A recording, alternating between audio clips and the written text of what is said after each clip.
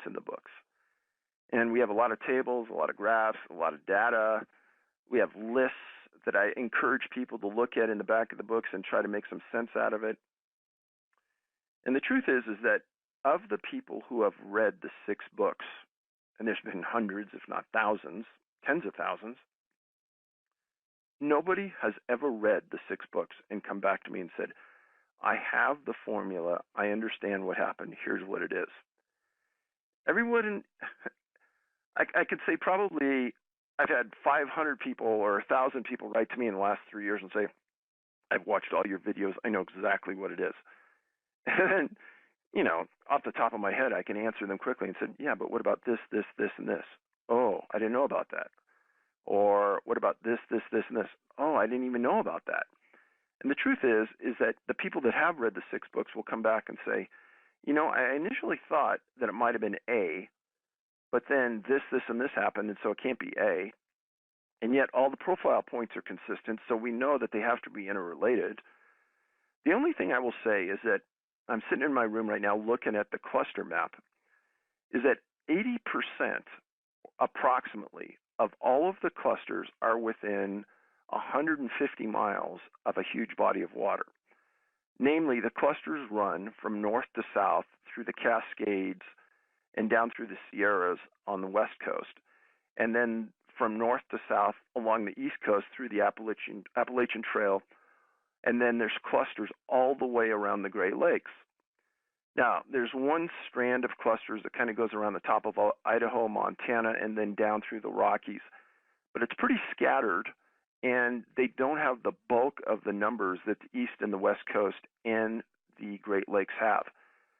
So water is an important feature, and I don't minimize that at all, and I think about that all the time. Why are the clusters in close proximity to water, and what's the relationship to that, and why is that so? And then once you look at the cluster map, you'll notice that right in the middle of the U.S., North Dakota, South Dakota, Kansas, that swath north to south through the middle, or the furthest points from the ocean, have almost no missing people that fit our criteria. It's a very strange sight. So when you start to think about all this, I've had 20 people that have sent me thesis-length documents saying, this is what I think it is. But again, it's somebody who's ever read the books. And easily, after the first couple pages, I can say, well, yeah, but it's not this because of this, this, this, and this. And I don't minimize the people writing in, but you have to understand that unless you read the 6 books, you're never going to glean all of the options and all of the elements that come into play that do match the criteria.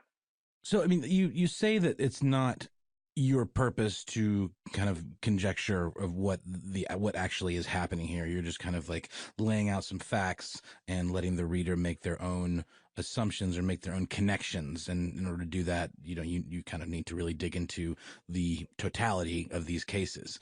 But I mean, you must have some ideas. I mean, I think, our listeners would be very interested to talk about that and to kind of get a sense of what are some of the options here. In what realm are we talking about? So if I had a good option, I'd tell you. And if I heard one out there, I'd tell you. And every time I hear somebody say, well, tell me what you think. Well, I'm interested in you tell me what you think. Because just because I'm a good accumulator of data doesn't mean that I know what all those options are and what all those options mean. And what I mean by that is that I may be really good at collecting data on missing people, siphoning the data, getting it down to a subgroup that all has commonalities. But you guys know that there's probably 50 things in the world that are strange, unusual, and are looked at as predatorial. But each one of those groups has an expert. I'm not the expert on all those 50 areas. I'm focusing in on one thing. Now, if people send me information in and all of a sudden a light bulb goes off to me and says, this is it, well, for sure I'm going to say something. But I'm not going to say something stupid and make myself and my team look like a bunch of idiots just to appease somebody who wants to know my opinion or unsupported look at something, there's no way that's going to happen. That's how people in research lose their credibility. And when I'm dealing with families of missing people, I'm not going to let them go online and look at me saying something stupid and unsupported and then lose my credibility in that world. That's not going to happen. I'm going to continue to lay out the facts. If I find a fact that matches what I'm doing, I'm going to be the first one that's going to step up and scream to the world what's happening. But until that point happens, I'm still doing research. Well, especially considering the way that the national parks, were so hesitant to give out this kind of information. It almost seems like it unsettles people in law enforcement capacity or in, government capacity, like to even consider that there might be some kind of connection in these cases. I just wonder why, if you got such little help from the national parks folks, do you get a sense that law enforcement are also holding something back or not giving you all of the information that they have access to? That's a good question. I think if you watch the movie, you're going to see that there's several different law enforcement people in it. And part of my job is to keep credibility in that world. Because once I lose my credibility, they won't cooperate anymore. Now, just because the National Park Service isn't cooperating doesn't mean general law enforcement won't. And there is a group of people out there that are willing to look at the data and essentially look at facts. And once you delve into it and you realize that, Dave Paulides never said 99% of what is alleged on YouTube and other various sites, he sticks just to the facts. And all these other allegations about he said this or he thinks that, but he's never said it. So law enforcement watches these things, and if some of them believe I said some of these wild things that people allege, they won't want to talk to me, and they won't give me credibility. And it hurts with the victims' families that need help. Now, there is a group out there that knows exactly what I'm about, and they've read the books, and I've given a talk in front of the largest search and rescue organization in the world about this. And at the end of my talk, there were two Alaska State Troopers sitting at the back of the audience, and one of them stood up and said, Dave, you're saying exactly what we already know. And we've worked so many of these type of cases, and we have no idea what's going on. But you're saying what everyone doesn't want to talk about. And the guy said, thanks for talking about it, and he sits down. Now, since that, I've had many search and rescue people contact me and said, that's exactly the truth. This is what happened to us on this search. And in fact, in the movie, we interview some search and rescue people that talk about a super strange case.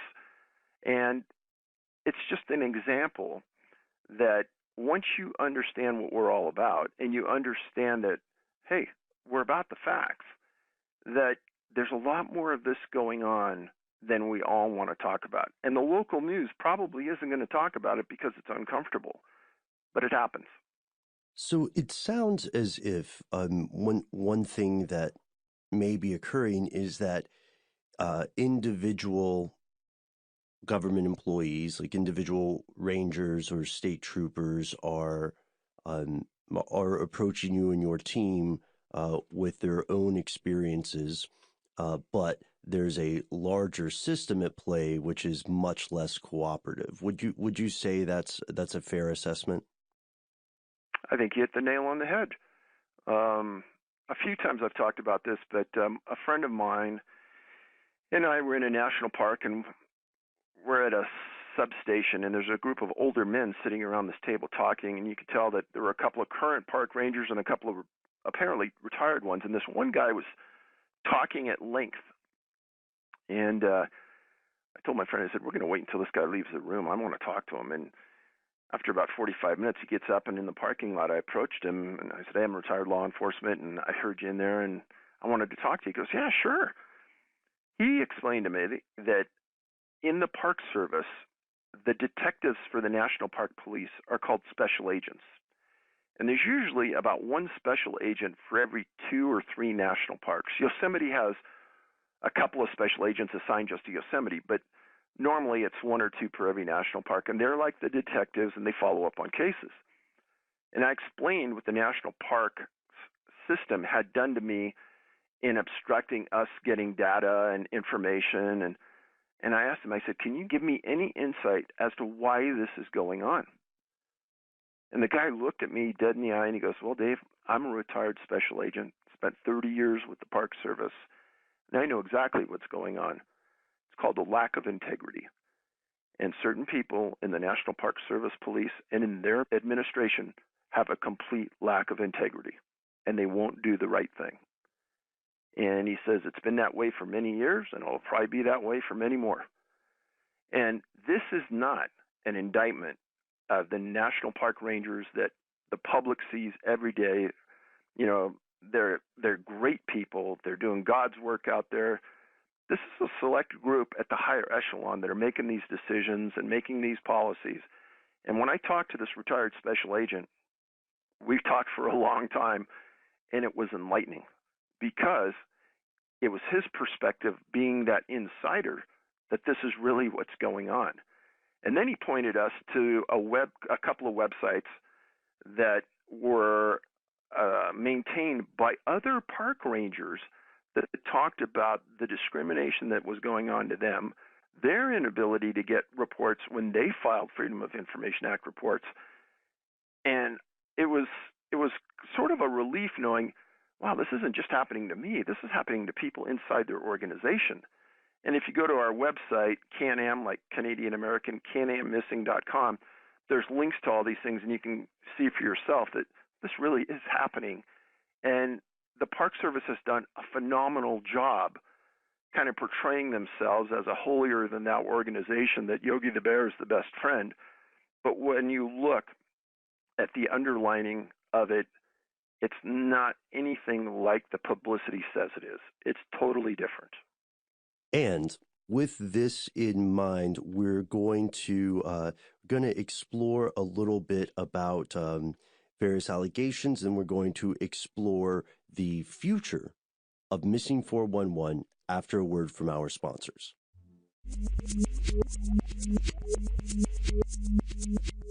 And we have returned. So, David, one thing that you said that I think really made our ears perk up collectively is you mentioned that in the online sphere, I guess, that there have been people who are spreading, what we would call it, misinformation, or perhaps misrepresenting what this endeavor is actually about.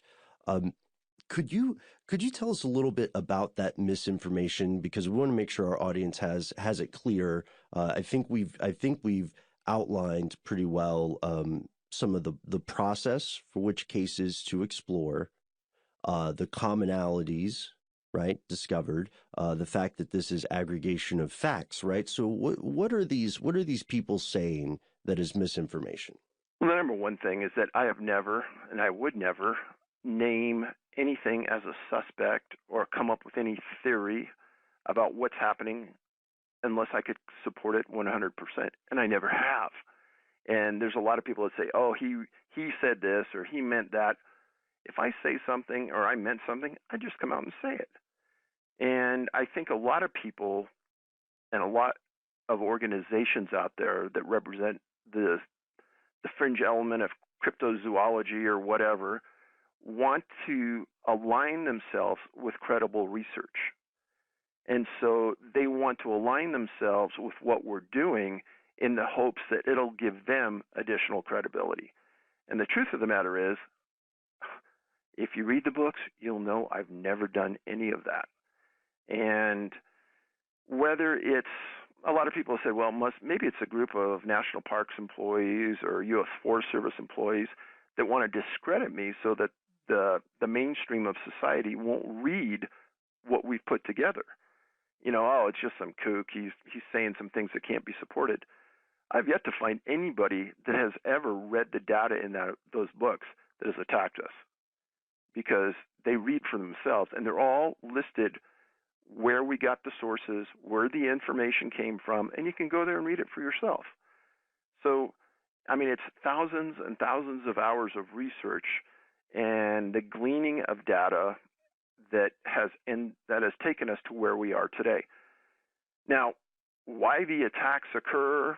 Well, I mean, I've had other investigative journalists tell me, Dave, it just comes with the territory. When you come out with information that makes the Department of the Interior look like fools or makes the Park Service look inept, you're going to get attacks. And it just comes with the territory. I understand that now. I didn't at the beginning, but I get it now. One thing that we always like to investigate, or that we feel is part of our due diligence on the show, is to look at the allegations, like as you said, the misinformation, because it's something that stuck out to me. You know, I would see criticism of something online regarding missing 411, and then I would go back and check out the books I had read, and honestly, I had looked through the books trying to see if there were conclusions, and I can assure you, ladies and gentlemen, that there aren't. This is compilations of case research. On the skeptical side, for the more skeptical in our audience, one thing that interested me immensely was that I would read these investigations or presentations by people who would consider themselves, the word we keep using is skeptical, more on the skeptic side. And one thing that I thought was pretty fascinating was that most of these people said in their presentations, they said, we looked at this and these are all genuine disappearances and the facts are all correct.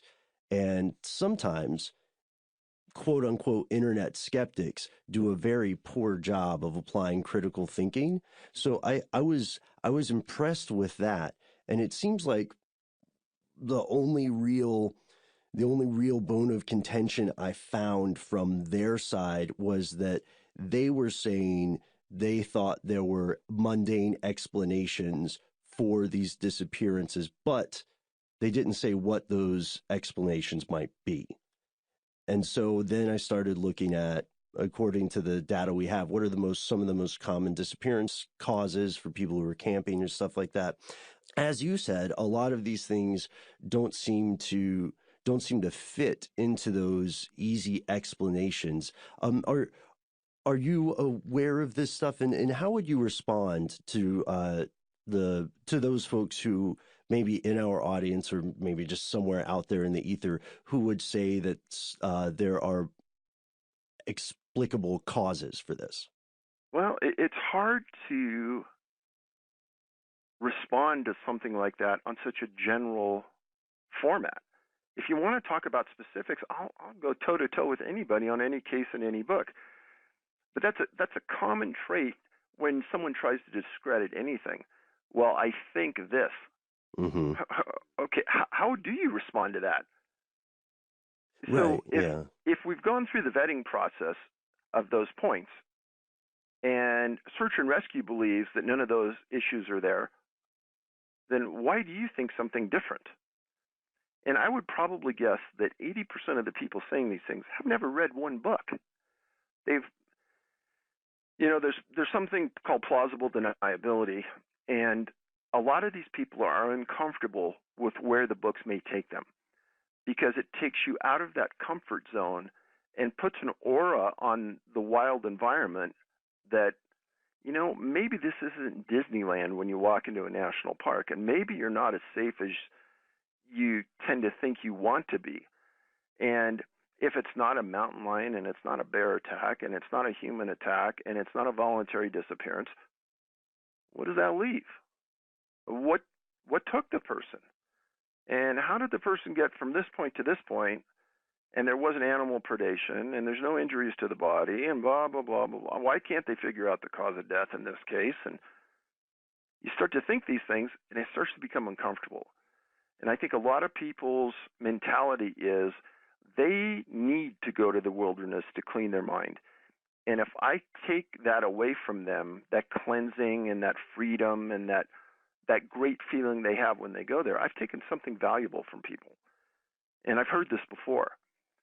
Now, one of the things I tell everybody is that even though I know what I've written, I still go to the wilderness all the time. And I go, but I go cautiously. I never go anywhere alone most of the time, the vast majority of the time. If I do go someplace alone, I always carry a personal locator beacon. And 99% of the people in my books that I write about would probably still be alive today if they had one. Namely, it costs between $100 and $300. You get lost, you pull the button, it sends a transmission up to a satellite. A satellite sends a transmission to the National Oceanographic and Atmospheric Administration, and they call the local search and rescue where you're at because they have your GPS coordinates now, and they send a search party out to find you. In the 1,600 cases I've written about, I only have one case where somebody activated a transponder and wasn't found alive. Only one. That was just outside of Yosemite, and he was found under really weird circumstances. I have never had a case where somebody was carrying a firearm and activated a transponder and was found deceased. I've never had one of those ever. So, I mean, I have a law enforcement background, so I carry a gun all the time anyhow, but I carry a gun, a transponder, a compass, a map. I always tell somebody where I'm going, and I always check the weather before I leave. I think if people followed those easy to follow instructions, we could eliminate disappearances by probably 80%. I think that's really, really smart. Just learn what you need to do when you're going to go into the wilderness. Even if you're with another person, just make sure if you get separated, you're going to be okay. It gets a little dicey though when you're dealing with like a 2-year-old, or a 5-year-old. How do you teach your 2-year-old how to use a transponder, Keep the kid with you. Well, yeah, well, obviously, but it doesn't always happen. That's true. And this is a really important point. Whether you consider yourself an outdoorsman, a survivalist, or whether you think occasionally one day in the future you might go camping.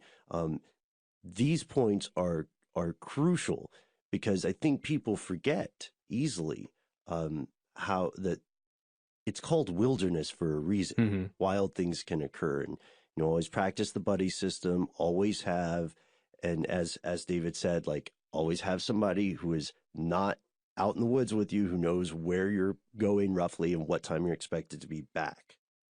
So speaking of survivalism, Survivor Man makes an appearance in this movie. So is Les Stroud somebody you have worked with before in the past? How did that come about?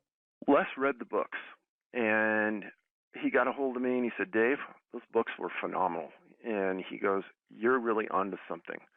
He goes, it's something I've thought about for a long time. And he goes, if I can help you with anything to promote this safety strategy and the reality of what you've written about, let me know. I'll help you. Well, we got to time to film, and we sat around and had a discussion about how we could utilize his services. And we said, well, how about if we utilize you to try to replicate a path that a 2-year-old took through the night to get to a certain location? He goes, I'm on. I'll do it. So we met him, and the crew went out with him overnight, and that he proved to me that there's no way this 2-year-old could have done this. And I don't think that there's anyone in the world more credible or more attuned to the environment than Les Stroud. So I have never heard anybody who's seen the film and watched that segment that said, oh, that was faked, or, everyone says, wow, if Les couldn't do it, this 2-year-old sure as heck couldn't have done it. Oh man, that is a great point. So that particular case that he helped out with occurred in the 1950s. One of the other clusterings that we saw are clusterings in time, like specific years where there were a lot of missing persons. Can you go over some of those clusters and when they occurred? So all the geographical clusters are there. Now, inside some of those clusters are time clusters, and there's certain periods of time in certain areas where a clustering happened where there were multiple people over a short period of time that vanished. There's some in Michigan, there's some on the West Coast, and unless we laid it out in a list format, it probably wouldn't be evident. And there's also certain somebody found this out and sent it to us, and I can't take credit for it. I think it was a guy in Finland sent it to me, and he said, Dave, do you realize that 3 of the disappearances you've documented occurred when ships and planes disappeared in the Bermuda Triangle? They disappeared on the same day. I said, oh, that's weird. And I looked and verified what the guy said and said, it sure is true. So, again, there could be a lot more to these disappearances than coincidence. And when you look at the numbers and you understand that it's just not the U.S. and Canada, but there's 9 other countries where this exact same thing is happening. And the top countries besides the U.S. and Canada are Australia and the United Kingdom are the next 2. So it's very strange. Definitely strange. Yeah, so David, I think we're nearing the end here, but is there anything that we haven't talked about that kind of strikes you as something important for listeners to understand about what drove you to do this project and to continue kind of pursuing these cases? And what's the future? Yeah, and what's next? Well, I think that once you meet these families and you interact with them and you realize that they've been rebuffed by almost every government agency in existence, and that after that 7 to 10 day cycle, everyone wants to forget about the disappearance. These people feel abandoned. And I'm not just talking about the National Park Service. I'm talking about the Department of the Interior, the U.S. Forest Service. It's just not one agency. It seems as though nobody wants to even address the topic. And if someone's a victim of a homicide or somebody dies from an auto accident, there's finality to it. These people have nothing. They don't know where their loved one died. They don't have the remains they can go and visit. They're left with this open-ended wound that nobody wants to help them close. And you give them a little attention if you kind of give them a path to get more details. If you let them know that they're not alone, but there's hundreds and hundreds of other families just like theirs that also are being victimized the same way, it helps them. And I've seen this happen many times, and being friends with these families is super important to me. And they're all great, great people who are living a life of almost torture. And once you understand that, it hurts. It hurts that our government doesn't do more than help them. Now, what's next is research is continuing, and we're learning more things from victims' families, people who have read the books. I always, at the back of each book is my email. I tell people to write. I read every email, everything I get. And I encourage people to give me their thoughts after they read the books. One of the things that we're doing is in October of this year in Denver, we're having what's called the Mile High Mystery Conference. And there's going to be a lot of people there speaking. And one of the people that is speaking at the conference is Alan Adadero, who lost his son. And Alan's someone who has tremendous insight. He's a high school teacher. He's very, very smart. And he speaks from the victim's perspective. And I think that individuals, once they hear him present, will say, wow, there is really, really something here. If you don't want to believe it from me, hear it from Alan. I'll be presenting there as well as some other researchers, but I think it's going to be one of the first times that the public is going to hear directly from a family member the truth and how they've been misdirected, misguided, and essentially lived years without any assistance. David, thank you so much for coming on the show today and giving us a in-depth look at a phenomenon that many people, well, more and more people are aware of, but many people may not have been aware of until they heard this interview. And the book series is Missing 411, and the documentary is out as we record this episode today. You can get it right now on Amazon Video to stream, or you can buy the thing and have it forever. So, David, thank you one more time for coming on the show and sharing your research with us. We really appreciate it. Guys, I appreciate the opportunity to speak for the families and for our research, and glad to come back anytime. Awesome. Thank you so much. Thank you so much.